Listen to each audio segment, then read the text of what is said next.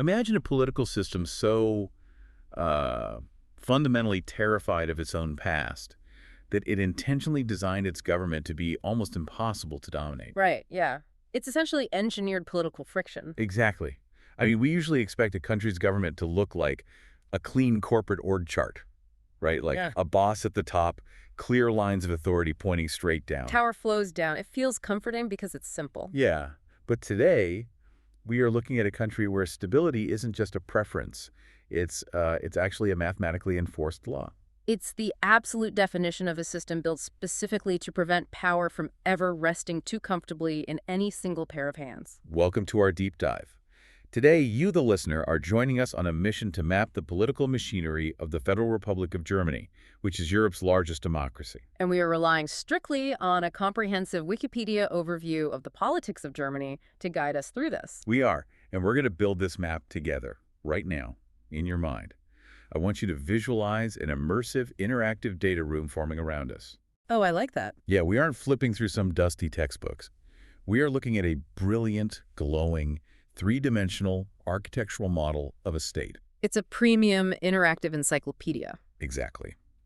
As we explore, you'll see incredibly detailed infographics, dynamic timelines, sprawling heat maps. And the dominant colors illuminating this space are the bold, striking colors of the German flag. So we're talking a deep authoritative black, right? Yes. Black, a stark, urgent red, and a bright, illuminating gold. Those colors are really going to serve as our visual guide here. They represent the structured history, the intense political dynamics, and, the pursuit of a golden standard of stability. Okay, let's unpack this. Yeah. Because before we can look at who is actually sitting in the driver's seat today, we have to look at the chassis of the vehicle. The architectural blueprint. Right, we have to examine the blueprint of the nation itself. And to understand this blueprint, you have to realize it was drawn up in the literal smoldering ashes of World War II. That context is everything.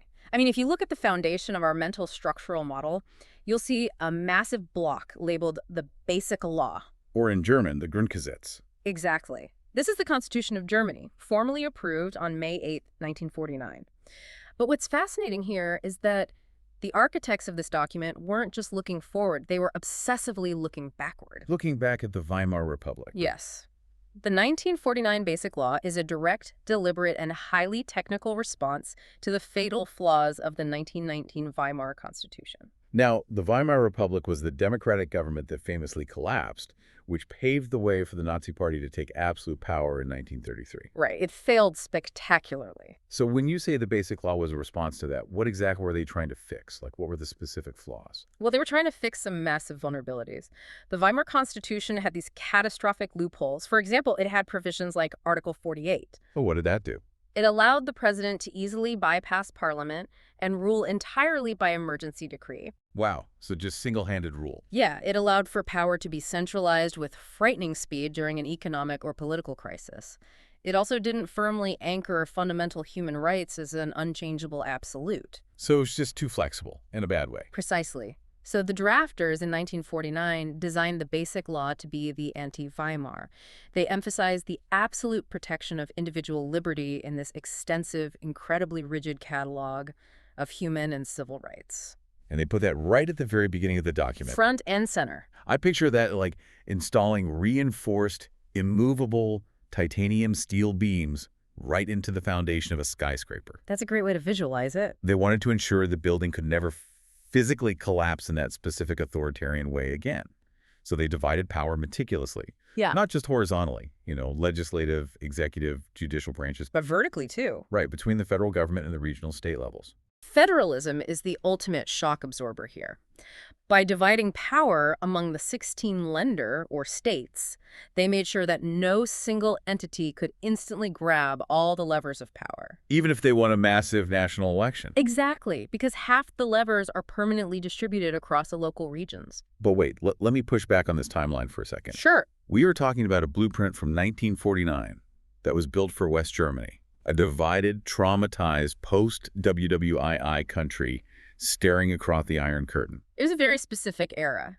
Yeah, so how does a document built for that highly specific fractured moment in time still manage to perfectly govern a reunified, modern European economic powerhouse today? Was it just sheer luck? It wasn't luck at all. It was a paradox built right into the design. A paradox. Yeah. The basic law is incredibly rigid about its core values, human dignity, democracy, the rule of law, but it is astonishingly flexible in its structural application. Oh, I see. When the Berlin Wall fell and Germany reunified in 1990, the country had a choice. They could have triggered a provision to draft an entirely new constitution for the newly united nation. But they didn't do that. They didn't. The Basic Law was deemed so successful, so inherently stable, that they essentially used a different mechanism to simply allow the newly reestablished eastern states, the former German Democratic Republic, to just accede to the existing West German blueprint. Wow. So the foundation was strong enough, Mm-hmm. and that federalist structure was scalable enough that they could just add an entire new wing to the building. And bring in millions of new citizens, yes. And the structural integrity just held. It held beautifully. The system treats stability not just as a goal, but as the supreme political virtue. It was engineered to absorb massive historical shocks. And reunification after 40 years of division was the ultimate shock test. Absolutely. Okay, so we have this resilient, heavily fortified blueprint anchoring our mental model. Let's move our view up from the foundation to the people who inhabit the top floor. The apex of the organizational chart. Exactly. And instantly, if you're looking at our glowing infographic, it splits in two. This is a vital feature of the German system. You do not have one single leader who embodies both the spiritual unity of the nation and the raw, operational power of the government. They're kept apart. Surgically, permanently separated. I'm visualizing a stark split screen in our data room here. Mhm. On the left side, bathed in this calm, steady gold light, we have Bellevue Palace in Berlin. The realm of the federal president. Right. And currently, serving his second term since 2022, that is Frank-Walter Steinmeier. Now, the federal president is the head of state. But in Germany's parliamentary system, this role is explicitly designed to be removed from day-to-day power. So he's not passing laws or setting budgets. No, not at all. The president represents the state itself, its legitimacy, its democratic continuity, its unity. It's an integrative role. So what do they actually do all day? They sign treaties, they represent Germany internationally, they officially appoint the cabinet, but they are absolutely expected to float above the partisan mudslinging of daily politics. They are the referee who refuses to wear a team jersey. That's a good analogy. They don't play the games, they just ensure the stadium doesn't burn down. That's exactly the intent. The design dictates that nearly all political actions of the federal president only become valid after a countersignature from the chancellor or a government minister. Wow, they really are just the symbol of consensus. Exactly. All right, but then look at the right side of our split screen. Saturated in an intense, active, pulsing red light, we have the chancellery. The engine room. Yeah, this is where the real noise is. Yes. Here we find the federal chancellor, the head of government. They run the executive branch. They define the broad guidelines of domestic and foreign policy. And as of May 2025, following a massive electoral shift, this office is held by Friedrich Merz. Correct. Now, looking at this split, I have a major question. Go for it. If the president is primarily ceremonial, if they don't even have a formal, absolute veto over laws, isn't that just an incredibly expensive, powerless figurehead? It might seem that way on paper. Like, if a true existential crisis hits, what can the president actually do? Well, if we connect this to the bigger picture, we are right back in the shadows of Weimar again. How so? The split exists specifically because of the trauma of the 1920s and 30s. In the Weimar Republic, you had a powerful president, Paul von Hindenburg, who ultimately appointed Adolf Hitler as chancellor. Ah, so the architects of the Basic Law looked at that and said, never again. Exactly. Never again can one charismatic individual hold both the mythical reverence of the state and the physical command of the government and military. So you basically neuter the presidency to protect the chancellery from being overthrown from above. That's the idea. But to address your point about a crisis, the president is not entirely powerless. They hold what are called reserve powers. Reserve powers, what does that look like? In a situation of extreme political paralysis, say if the parliament cannot agree on a chancellor, or if a chancellor loses a vote of confidence but refuses to leave, The president steps in. yes, they can dissolve the parliament.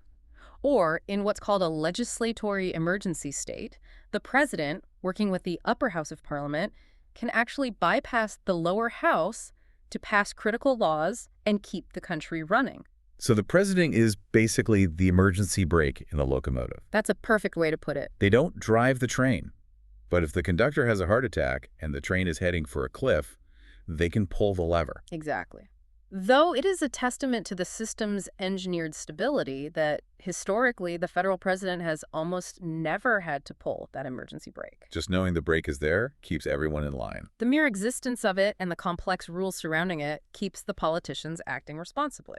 Let's keep the spotlight on the chancellor then, because the mechanism that keeps them in power is fascinating. I want to highlight this specific gear in our mental model in bold black text. The constructive vote of no confidence. Yes. The constructive vote of no confidence, what is that?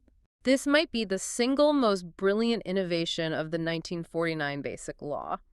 In a standard parliamentary system, like the UK, for example, the parliament can just hold a vote to kick the prime minister out if they lose support. Right. A simple vote of no confidence. If 51% of the room says, we don't like you, you're out. Exactly. Which sounds democratic, but it can lead to endless chaos if the room knows who they don't want but violently disagree on who they do want. Oh, I see. Again, we go back to Weimar. The Weimar legislature was deeply fractured among communists, fascists, and centrists. They could easily form a negative majority to fire the current chancellor. But they were far too divided to name a replacement. Exactly. So the country was perpetually paralyzed, essentially governmentless. To prevent this, Germany instituted the constructive vote of no confidence. Explain the math on that. How is it constructive? Under this rule, the parliament cannot remove a chancellor during their 4-year term unless they have already, simultaneously, agreed on a successor with an absolute majority. Wait, really? You can't fire the boss unless you have already officially hired the replacement in the exact same vote. Precisely. You cannot destroy a government unless you have explicitly built a new one. That is wild. But wait, let me play devil's advocate here. Sure. Doesn't that just lead to zombie governments? What if a chancellor is deeply unpopular, the country is suffering, but the opposition parties hate each other too much to agree on a single replacement? It does risk temporary stagnation, yes. Isn't the country just stuck with a lame duck leader for years? They are. But the German architects explicitly decided that a stagnant, unpopular government is still vastly safer than a power vacuum. Because a power vacuum invites extremism. Exactly. A lame duck government just invites frustration.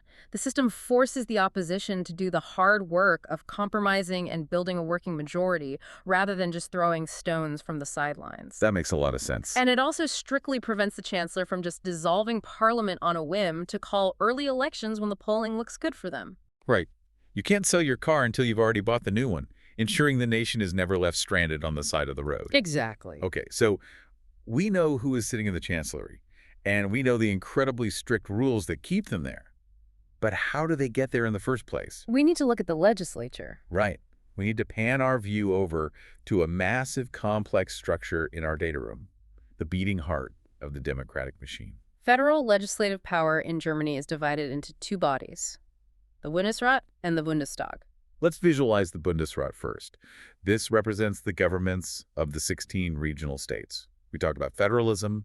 This is where the local states physically insert themselves into national lawmaking, right? Right. And the Bundesrat is unique. It's not directly elected by the public. Its members are delegated by the state governments. Oh, interesting. Yeah. If a national law impacts the state's finances or their administrative duties, which is a huge percentage of all laws, since the states actually execute most federal legislation, the Bundesrat has an absolute veto. So if the federal government in Berlin wants to pass a sweeping education or police reform, but the state of Bavaria or North Rhine-Westphalia says no. The whole thing grinds to a halt. Wow. It does. But again, the system demands resolution. When the Bundestag and the Bundesrat lock horns, they invoke the mediation committee, or Vermittlungsausschuss. Vermittlungsausschuss. I love the German language. It's highly descriptive. 32 members, 16 from each chamber, retreat into a room. Their sole constitutional purpose is to hammer out a compromise. It is institutionalized conflict resolution. Okay, now let's zoom out and look at the real powerhouse. Yeah. The Bundestag. The lower house. Yes, directly elected by the German people. And this is where the electoral mechanics get incredibly dense. I want you to picture a massive, intensely colorful parliamentary seating chart forming in our minds. A giant semicircle filled with hundreds of colored dots representing individual politicians. Exactly. To understand how those dots get there, we have to look at the German electoral system, which is called personalized proportional representation. Let's break that down. Because when I hear proportional representation, I assume it's simple math. Like if a political party gets 30% of the national vote, they get 30% of the seats in parliament. That is the ultimate goal, yes. But Germans also value local accountability. They want a specific representative from their hometown that they can call and complain to. Makes sense. So to satisfy both needs, every voter gets 2 votes on their ballot. 2 votes. How do they work? The first vote is for a specific person, a direct candidate in your local district. Whoever gets the most votes wins that seat. Classic first-past-the-post system. Exactly like congressional elections in the U.S. or parliament in the U.K. Exactly. And this vote fills roughly half the seats in the Bundestag. Okay, half the room is filled with local district winners. Simple enough. What's the second vote? The second vote is for a political party list. You are voting for the party itself. And the second vote is the mathematically supreme vote because it dictates the overall proportional makeup of the entire Bundestag. Okay, wait. I see a mathematical collision coming here. Oh, it definitely collided. Let's say we have Party A. They are incredibly popular locally in a specific region, so they win 20 local district seats with their first vote. But nationally, people don't like them, so they only get 5% of the second proportional vote. Right. Let's say the math dictates 5% only entitles them to 10 seats total. What happens? You can't just fire 10 guys who legitimately won their local elections. You've hit on the exact crisis point of the system. Historically, you couldn't fire them. Those politicians kept their local seats. These were called overhang seats. Seats a party won locally that exceeded their national proportional share. But if Party A gets extra seats, doesn't that ruin the proportionality for everyone else? Party A suddenly has more power than their national vote deserves. Exactly. So to fix the math and restore perfect proportionality, the system started issuing balance seats to all the other parties. Balance seats. Yeah. If Party A got 10 extra seats, the system would mathematically generate dozens of new seats for Party B, Party C, and Party D, just to water down Party A's advantage and keep the overall percentages matching the second vote. I'm watching the seating chart in our data room balloon out of control right now. Every time there's a local anomaly, you have to add dozens of politicians just to balance the scales. That is exactly what happened. The legal minimum size of the Bundestag is 598 members. But because of overhang and balance seats, the parliament kept growing like a tumor. Wow. In 2021, the Bundestag swelled to a staggering 736 members. 736? Yes. It became the largest democratically elected parliament in the world.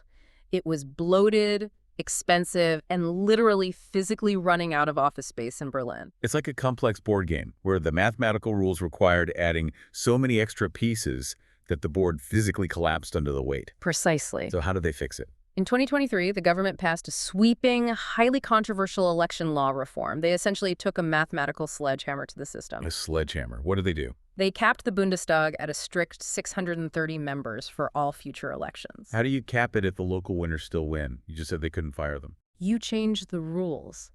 Under the new law, overhang and balance seats are abolished entirely. Now, the second vote, the party vote, is absolute. Oh, wow. If a party wins more local district races than their national percentage entitles them to, the local candidates with the lowest vote margins simply don't get into parliament, even if they won their local race. Wait, seriously.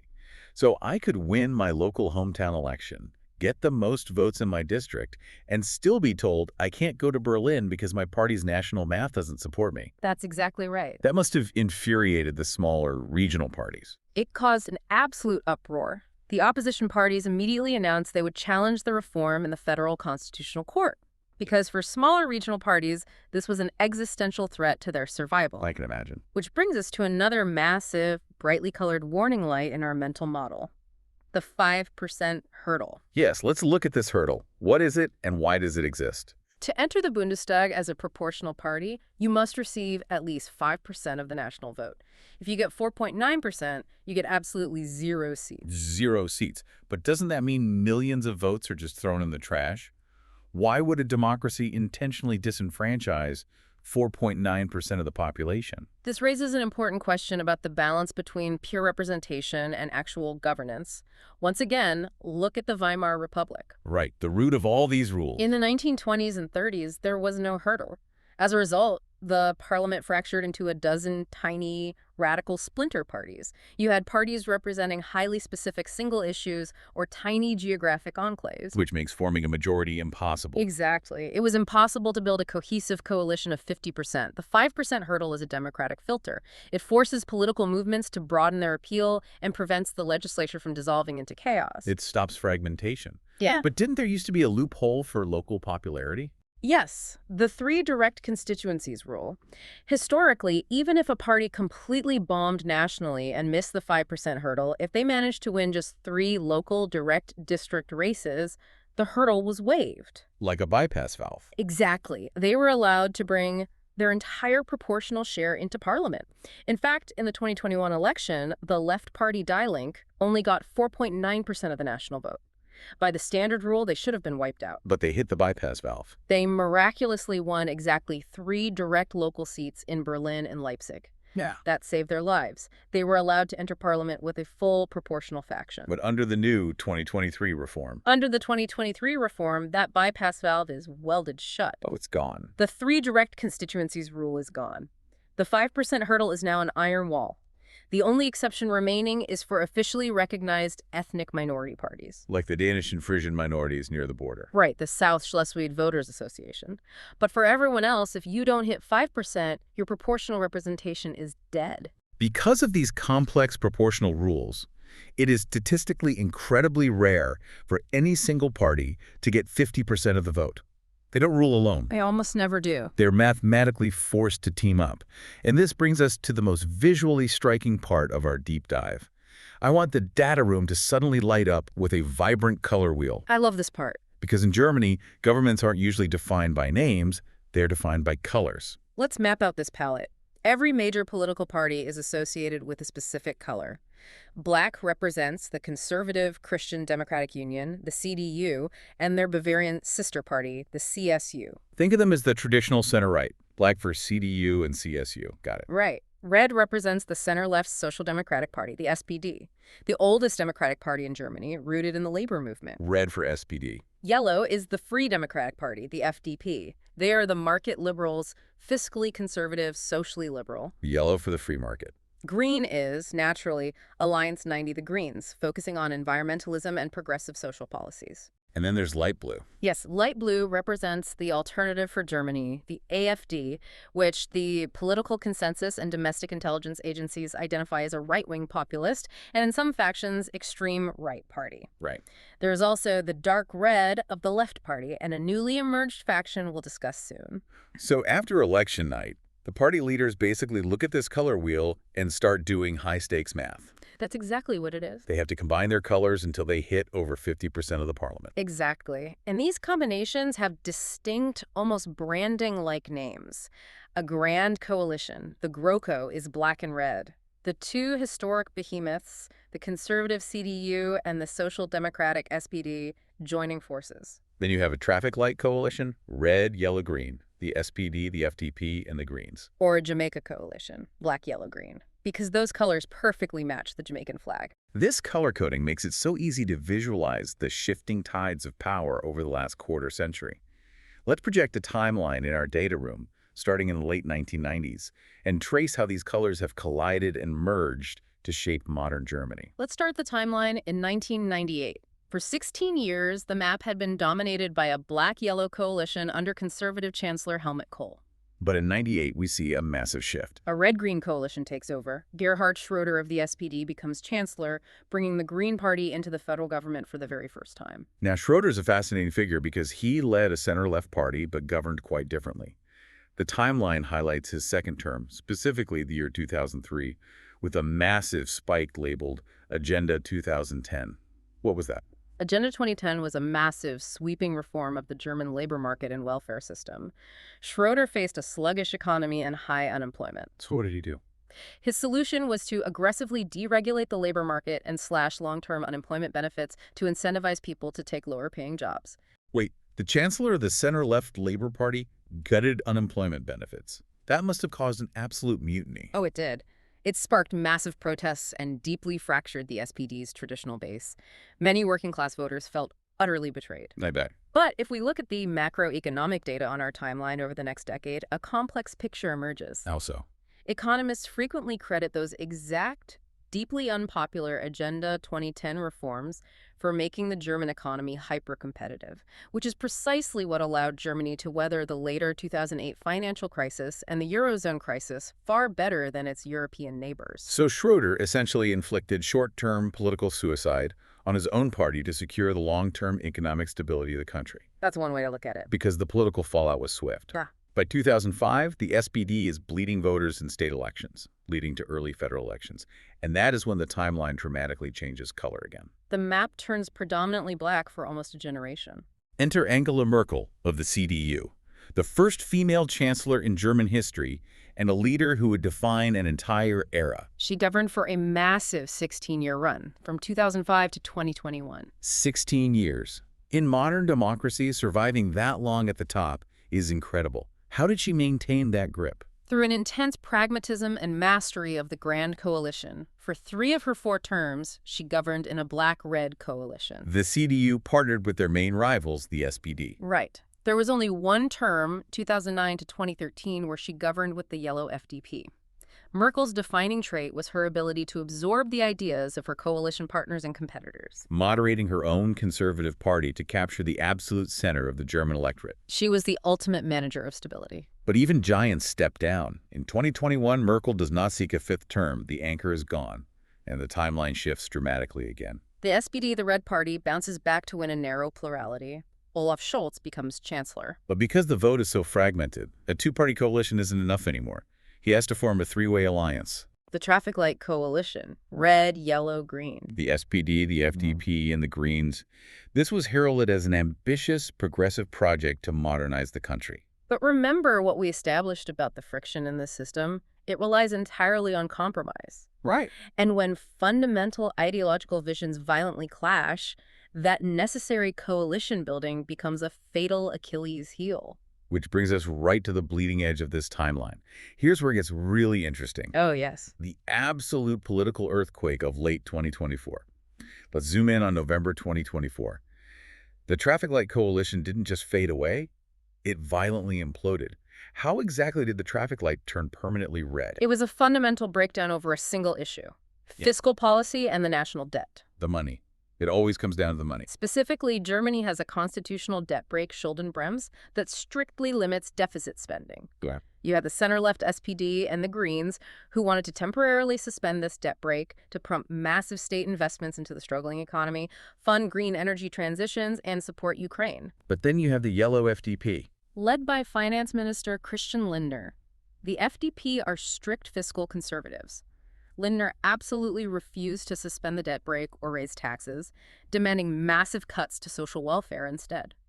So you have 2 forces pulling the steering wheel in completely opposite directions at 100 miles an hour. Exactly. The ideological gap became unbridgeable. And on November 6, 2024, Chancellor Scholz took a drastic step. He formally dismissed his finance minister, Christian Lindner. He fired the leader of his own coalition partner. That is the nuclear option. It was. The FDP immediately withdrew from the government. The traffic light coalition collapsed overnight. Wow. Chancellor Scholz was suddenly leading a minority government with no ability to pass a budget. He was mathematically forced to call a vote of confidence in the Bundestag, which, without the FDP, he predictably lost. Now, wait, we talked earlier about the constructive vote of no confidence where Parliament can replace the Chancellor. This was different, right? Yes, very different. This was Scholz himself asking for a standard vote of confidence, essentially proving to the president that the Parliament was permanently broken. Correct. Because Scholz initiated the vote and lost, it triggered the president's reserve powers. Federal President Frank-Walter Steinmeier stepped in. He dissolved the paralyzed Bundestag in December and paved the way for a snap election. The 2025 snap election. This took place in February 2025, and the results fundamentally reset the board. The conservative CDU-CSU, the Black Party, won a decisive victory with 28.6% of the vote. Meanwhile, Chancellor Scholz's SPD suffered an absolutely historic collapse, Dropping to just 16.4%. their worst federal election result since the birth of the Republic. A devastating rebuke of the traffic light era. And Yeah. as a result of this victory, in May 2025, Friedrich Merz of the CDU takes the oath as chancellor. Right. But let's look at the math. Even winning decisively with 28.6%, Merz is nowhere near the 50% needed to govern alone. He still has to build a coalition. And that is exactly what happened. Because the math was so tight, the CDU-CSU formed a coalition with the weakened SPD. The nation returned to a grand coalition, black and red. The center holds, but just barely. Ah. Which brings up a massive glaring rule on our color wheel that we haven't discussed. Right. We mentioned the light blue party, the AfD, which has seen significant and growing electoral success. Right. If a conservative leader like Merz needs a partner, why is the AfD never a part of these coalition color formulas? Because of a deeply entrenched political doctrine known as the Brandmauer, or the firewall. The firewall. Visualize a massive, impenetrable wall separating the light blue dots from the rest of the parliamentary chart. What is it? The Brandmauer is a strict cordon sanitaire. It is an absolute commitment by all the other mainstream centrist parties, the CDU, SPD, Greens, and FDP, to never, under any circumstances, form a governing coalition or cooperate systematically with the AfD at the federal or state level. Why is that? They view the AfD's populist, nationalist platform as fundamentally incompatible with the core democratic consensus of the Republic. So even if a mathematical combination perfectly exists, for instance, if the black, light blue, and yellow parties together held 55% of the seats, which might ideologically look like a solid right-wing bloc, it doesn't matter. It doesn't matter. The mainstream parties will simply refuse to cross that firewall. It is practically impossible. The firewall is a fascinating high-stakes feature of modern German politics. It proves that this system is not just about raw mathematical optimization. It is bound by deep historical and ideological red lines. Okay, so we've spent a lot of time analyzing the federal government in Berlin. We've seen the high-level math, the shifting coalitions, the dramatic dismissals. But if we pull our view back from the capital and look at a map of how the 83 million people of Germany actually vote on the ground, we see a totally different, intensely fractured picture. We see an enduring wall. This might be the most striking visualization in our entire mental data room. If you project an electoral heat map of Germany right now, 35 years after the joyous reunification of 1990, you can still clearly, precisely trace the outline of the old, heavily fortified border between East and West Germany based entirely on voting patterns. We're talking about a country that has been officially united for more than 3 decades. A whole generation has been born and raised without a divided Germany. Why, in 2025, does the political map still look like the Berlin Wall is physically standing? If we connect this to the deeper historical picture, we have to acknowledge that reunification in 1990 wasn't an equal merger. Right. It was effectively the sudden absorption of a collapsing socialist state by a booming capitalist one. The West German political, legal, and economic systems were simply transplanted into the East overnight. And what was the fallout from that? The rapid privatization of East German state industries led to massive deindustrialization and unemployment. A profound feeling took root in the East of being treated as second-class citizens, of having their life experiences invalidated. That makes a lot of sense. That legacy of economic disruption and a deeply ingrained historical skepticism toward distant, centralized authority in Berlin, whether socialist or capitalist, is baked into the voting data today. Let's paint this heat map. If we look at the territory of the former West Germany, what do we see? The West is heavily anchored by the traditional centrist parties. You see massive blocks of black for the CDU-CSU, red for the SPD, significant strongholds of green, and yellow for the FDP. A multicolored, relatively stable patchwork of the established political center. Exactly. But then you pan your view to the east, the territory of the former German Democratic Republic, and the colors shift radically. The center drops out. The divergence is stark.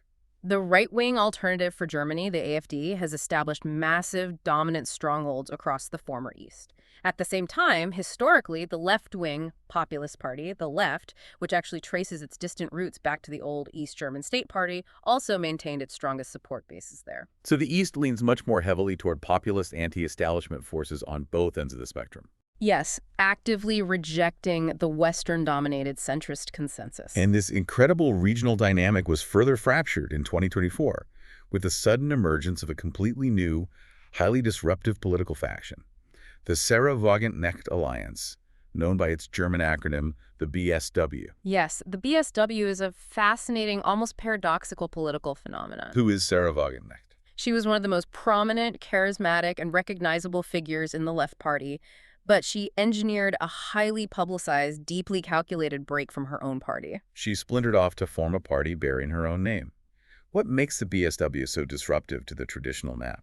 It defies the traditional left-right axis entirely. The BSW platform is fiercely left-wing on economic issues, advocating for high minimum wages, strong welfare states, and higher taxes on the wealthy. Okay, right. But simultaneously, it is distinctly culturally and socially conservative, calling for strict limits on immigration, criticizing environmental regulations that they argue hurt the working class, and opposing military aid to Ukraine. It's a populist hybrid specifically designed to capture voters who want socialist economic protection but reject progressive, cosmopolitan social policies. Exactly. And it seems laser-targeted at the exact sentiments of the Eastern electorate. It really is. And her departure was mathematically devastating for her former colleagues.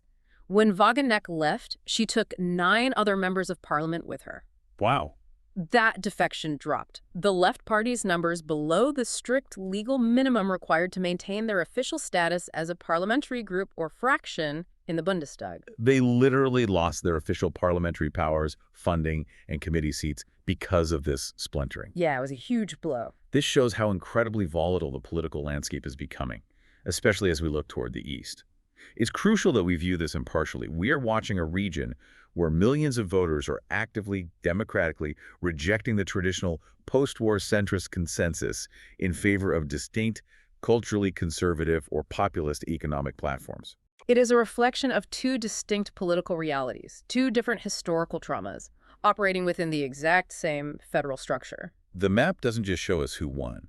It shows us the lingering psychological scars of the 20th century. Perfectly said. Okay, we've spent a vast amount of time looking inward at the intricate internal mechanics of the state, the deep regional divides, and the complex coalitional math.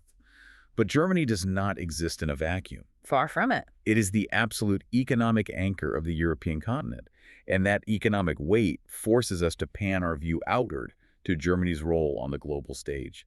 This is a chapter filled with deep contradiction because structurally and economically, Germany is a massive, towering global giant. But historically, for deeply obvious reasons, it has been a deeply reluctant military and diplomatic giant. I want to visualize a massive global web originating right from the Chancellery in Berlin.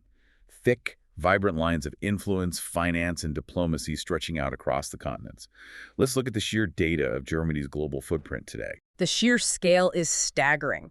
Germany maintains a massive diplomatic network of 229 missions abroad. It holds formal relations with over 190 countries. It is a heavyweight in almost every international forum. And financially, where does the wealth of Europe's largest economy actually go? It sustains international institutions. Germany is by far the largest single financial contributor to the European Union budget, providing an astounding 27% of the entire bloc's funding. Over a quarter of the EU is bankrolled by Berlin. Yes, they are also the 3rd largest contributor to the United Nations budget, providing 8%. That's huge. And when it comes to international aid, the data shows that in 2024, Germany was the 2nd biggest donor of development cooperation in the entire world, right behind the United States, spending a massive $32.4 billion US. $32 billion in a single year. Now, let me ask the cynical question. Go ahead. If Germany's funding 27% of the EU and spending tens of billions on foreign development aid, are they essentially just trying to buy global stability? Is this checkbook diplomacy? It is absolutely checkbook diplomacy. And from Berlin's perspective, it is a matter of national survival. For Germany, global stability is economic stability. Right, because they are so export-heavy. Exactly. They are one of the most export-heavy nations on Earth.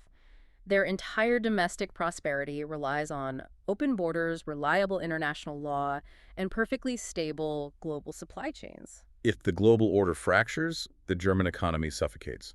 So their foreign policy is inextricably, pragmatically linked to funding and maintaining that international order. But the way they project that power has fundamentally shifted, hasn't it?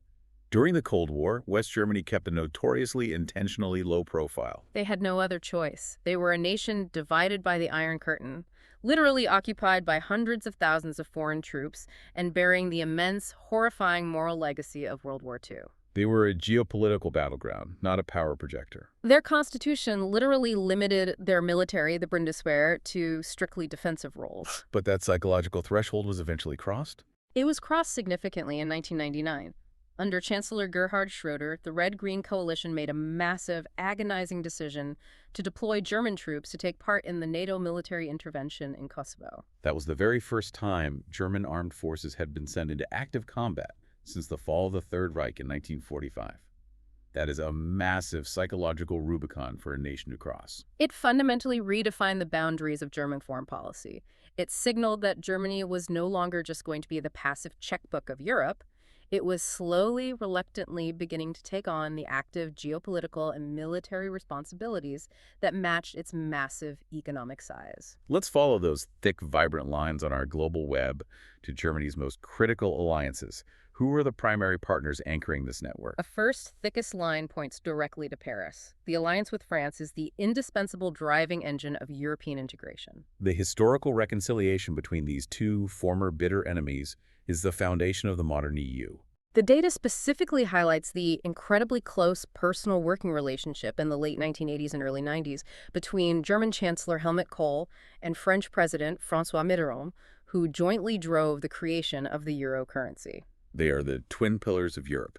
Who else? The line stretching across the Atlantic to the United States, this relationship is deep, structural, and complex. It was built from the ground up post-WWII via the Marshall Plan, which rebuilt the West German economy. And strong cultural ties. Remember, German Americans are the largest reported ethnic group in the U.S. Right, and militarily, the U.S. has a massive, permanent footprint right in the middle of Germany. Ramstein Air Base is the largest U.S. military community anywhere outside the United States. It is a critical hub for global U.S. operations. But the relationship is definitely not without friction.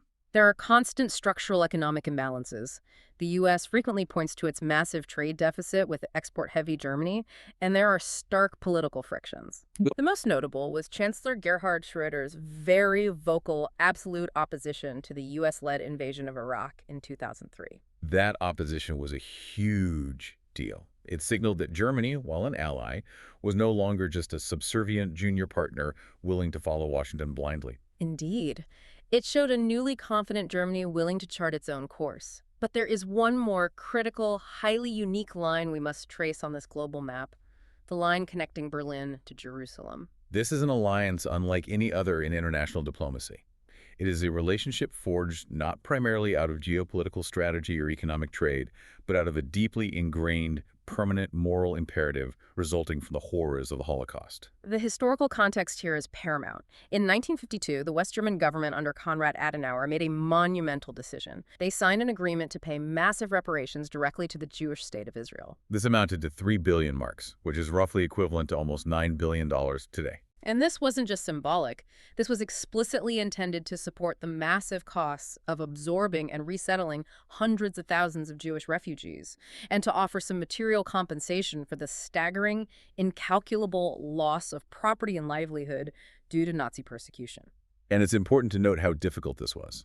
Extremely difficult. It took years of intense, fraught reconciliation efforts, largely driven by religious institutions, labor unions, and civil society, before formal diplomatic relations between Germany and Israel were even officially established in 1965. The historical weight means that today there is a recognized special relationship between Germany and Israel. German leaders consistently state that Israel's security is a reason of state, a Staatsräson for the German Republic. It is a foreign policy governed by a profound, inescapable historical obligation. Okay, we are nearing the end of our deep dive. We've explored the fortified 1949 blueprint. We've seen the delicate split between the ceremonial president and the powerful chancellor. We've navigated the incredibly dense, evolving math of the electoral system, the shifting color wheels of the coalitions, the enduring psychological wall between East and West, and the massive global web of alliances. We've covered a lot of ground. But there is one final overarching mechanism in this entire system. We established at the very beginning that the basic law is rigid. But what happens if a chancellor commanding a massive coalition decides they want to pass a law that violates that blueprint? Right. What if they try to infringe on those heavily protected human rights? Exactly. This brings us to the final and perhaps most powerful module in our architectural model, the judiciary. Germany operates on a civil law tradition completely different from the common law system in the US or UK. And just like everything else we've seen, it is highly structured, meticulously categorized, and layered. It is entirely decentralized by specialty. You have specialized federal courts dealing exclusively with labor disputes or tax law or social issues. Then you have the ordinary courts, which handle standard criminal and civil cases, eventually escalating up to the Federal Court of Justice. But those courts are just interpreting the laws passed by the Bundestag.